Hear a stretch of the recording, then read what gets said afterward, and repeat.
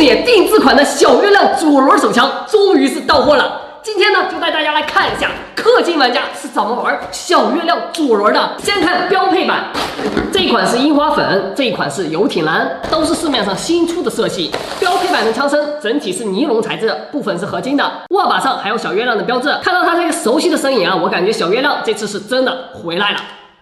另外，这里面还带有12枚泡沫软弹，一个西部牛仔枪套。人们都说这个枪套才是它真正的灵魂所在，哎，是不是就有那个味儿了？下面还有一个标靶，一份说明书。这一套呢，在网上卖不到80，也就一顿早饭钱吧，一点都不贵。毕竟抖音上人手一台法拉利，这一点算什么呢？而且买了它之后啊，根本不会影响到你单手开法拉利。这个我试过了，不仅不影响，而且还跑得贼快，时不时后面还能听到。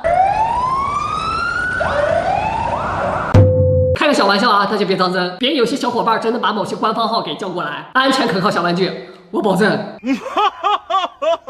整体来说，这一把小月亮左轮手枪还是比较灵活的，就是这个装弹的方式啊，真的是有点别扭，你必须给它扭过来，然后才能装软弹。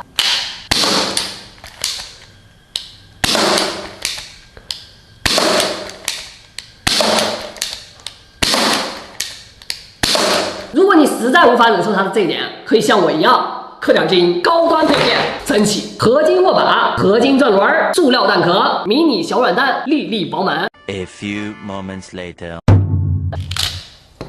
这种丝滑度是前面绝对没有的。放入软弹，装入弹壳，这才是真正的王者归来。